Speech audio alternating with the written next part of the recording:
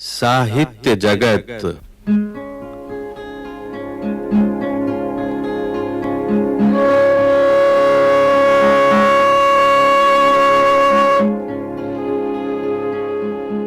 राष्ट्रीय शैक्षिक अनुसंधान और प्रशिक्षण परिषद के केंद्रीय शैक्षिक प्रौद्योगिकी संस्थान द्वारा प्रस्तुत है कक्षा 12 के लिए विश्वनाथ त्रिपाठी द्वारा लिखित ऐच्छिक हिंदी की पाठ्य पुस्तक हिंदी साहित्य का इतिहास सामान्य परिचय में संकलित पाठों पर आधारित श्रृंखला साहित्य जगत।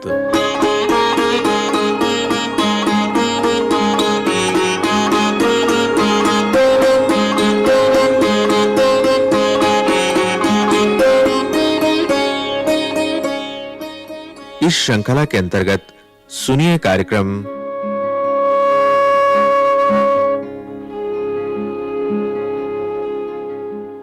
आधुनिक काल के अंतर्गत गांधी युग में नाटक।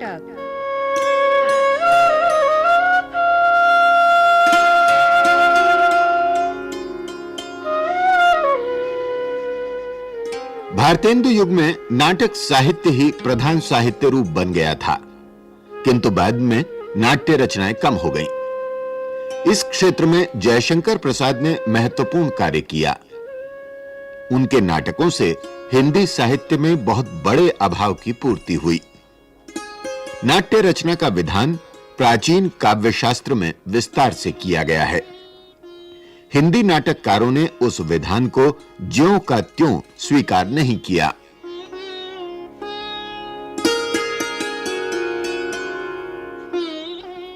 इस काल में ऐतिहासिक नाटक लिखने की धूम रही।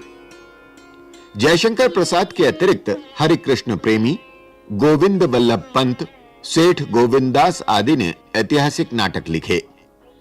उग्र ने महात्मा ईसा नामक साहसपूर्ण नाटक लिखा। सामाजिक समस्याओं पर नाटक लिखने वालों में लक्ष्मी नारायण मिश्र, उपेंद्रनाथ अश्क तथा भुवनेश्वर प्रमुख हैं। डॉक्टर रामकुमार वर्मा ने ऐतिहासिक और सामाजिक दोनों प्रकार के नाटक लिखे। इसी समय एकांकियों का भी प्रचलन हुआ और रेडियो नाटक का भी। प्रसाद जी के नाटकों का क्षेत्र प्राचीन हिंदू काल है और प्रेमी जी का मुस्लिम काल।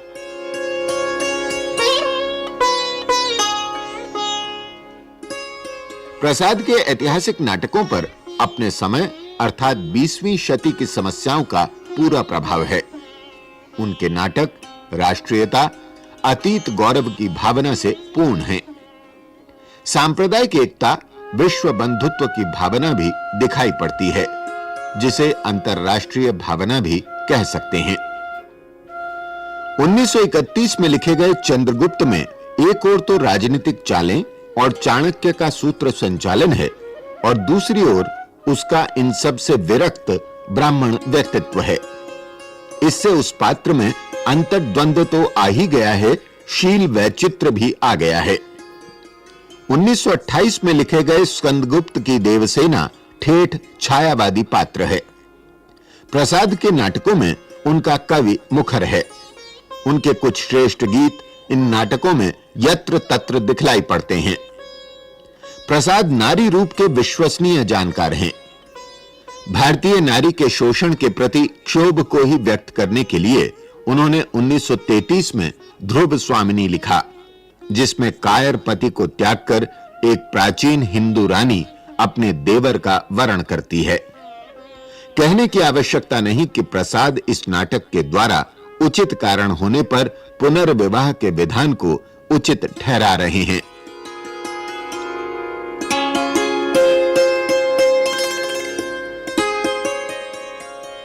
हरिकृष्ण प्रेमी के शिवा साधना और रक्षाबंधन नाटक प्रसिद्ध हैं। श्री प्रेमी के नाटकों के कथोपकथन स्वाभाविक हैं। शिवा साधना छत्रपति शिवाजी के जीवन पर है और रक्षाबंधन इस प्रसिद्ध ऐतिहासिक जनश्रुति पर कि मेवाड़ की महारानी कर्मवती द्वारा राखी भेजने पर हुमायूं ने गुजरात शासक बहादुर शाह को युद्ध में पराजित करके अपनी धर्म बहन की रक्षा की थी। दोनों नाटकों पर स्वाधीनता आंदोलन के विचारों का प्रभाव स्पष्ट है। सेठ गोविंद दास के कर्तव्य में राम और कृष्ण दोनों के चरित्रों को एक ही नाटक में गूंथ दिया गया है और दिखाया गया है कि राम लोकहित का पालन मर्यादा के द्वारा करते हैं और कृष्ण अपनी अवसरानुकूल रणनीति द्वारा। गोविंद बल्लभ पंत का सबसे प्रसिद्ध नाटक राजमुकुट है, जो पन्ना धाय के अपूर्व त्याग की कथा पर आधारित है। उदय शंकर भट्ट ने पौराणिक आधार लेकर राधा, विश्वामित्र और मत्स्य गंधा आदि रीति नाटकों की रचना की।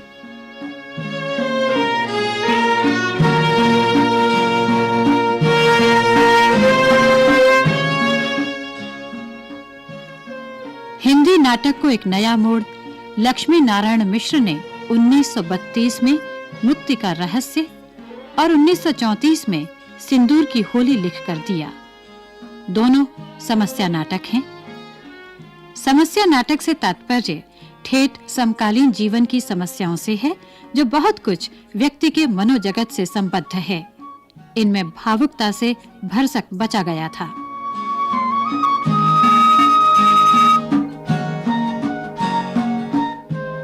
हास्य रचनाकार जीपी श्रीवास्तव नाटकों के क्षेत्र में भी सक्रिय रहे। उन्होंने अनेक प्रहसन लिखे, जिनमें से दुमदार आदमी अधिक प्रसिद्ध है।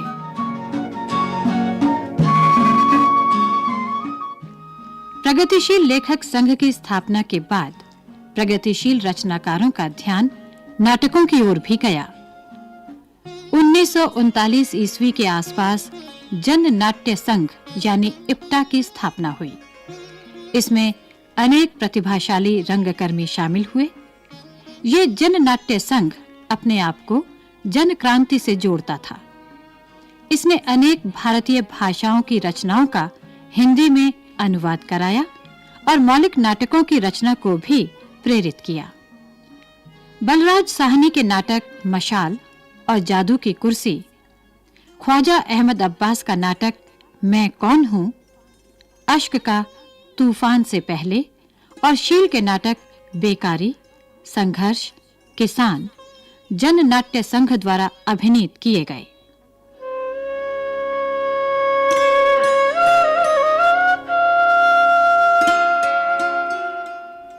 इस दौर में एकांकी नाटकों का प्रचलन बढ़ा।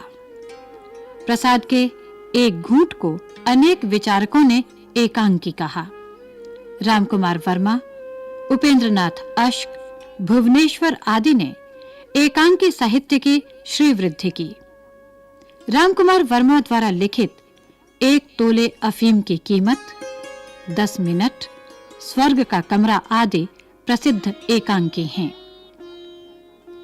अश्क ने चरवाहे, लक्ष्मी का स्वागत, सूखी डाली, पहेली आदि लिखे। भुवनेश्वर के अधिकांश एकांकी विकृत स्थितियों को लेकर लिखे गए हैं। स्ट्राइक, प्रतिभा का विवाह उनके उल्लेखनीय एकांकी हैं।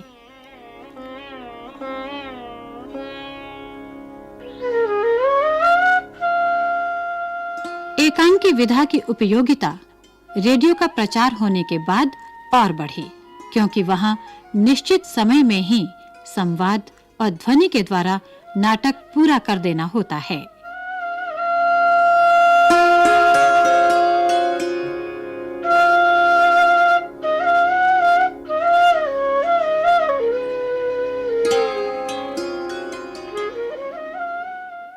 आधुनिक काल के अंतर्गत गांधी युग में नाटक।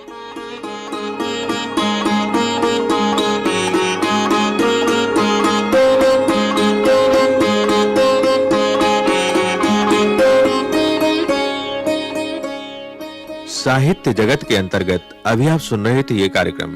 विशेष संयोजन डॉक्टर संध्या सिंह, डॉक्टर चंद्रा सदायत एवं लालचंद राम। आलेख विश्वनाथ त्रिपाठी। वाचन स्वर अखिल मित्तल और लोचनी अस्थाना। कार्यकारी निर्माण प्रभुदयाल खट्टर। ध्वनियांकन सतीश लाडे और दीपक पांडे। निर्माण सहयोग दाऊदयाल चतुर्वेदी तथा निर्माण एवं प्रस्तुति वंदना अरिमर्दन।